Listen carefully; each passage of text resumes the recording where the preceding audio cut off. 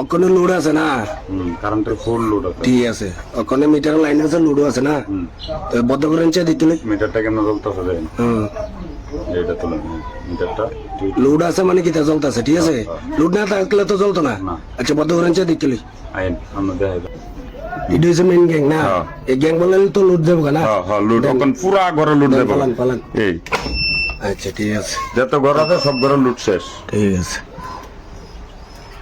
অহন দেন আমি সেম লুট লইতাছে, এই দেন সেম লুট লইতাছে। মিটারে গ্যাং ফালানি হয়েছে, এরপর লুট টানতেছে, তার মানে কি আমরা একটা বদ্ধ থাকলো বিল উঠতেছে, আর বদ্ধ না থাকলো বিল উঠতেছে, সেম বিল উঠতাছে।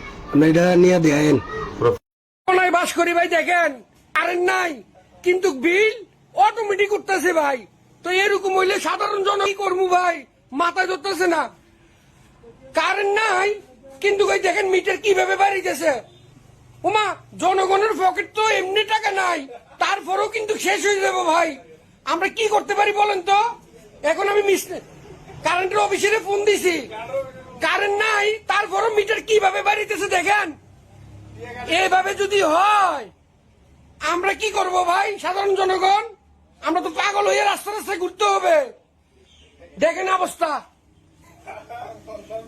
আরে কোন জমানায় বাস করতেছি, কারেন্ট নাই, মিটার বাইরে কিন্তু শুধু টাকাই উঠতেছে ভাই। এই দেখেন, এই দেখেন কারেন্ট নাই কিন্তু এই শুধু মারতেছে।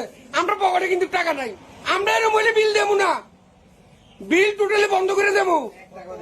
বিল বাড়বে, বাড়তে হবে, কিছু করার নাই আমাদের।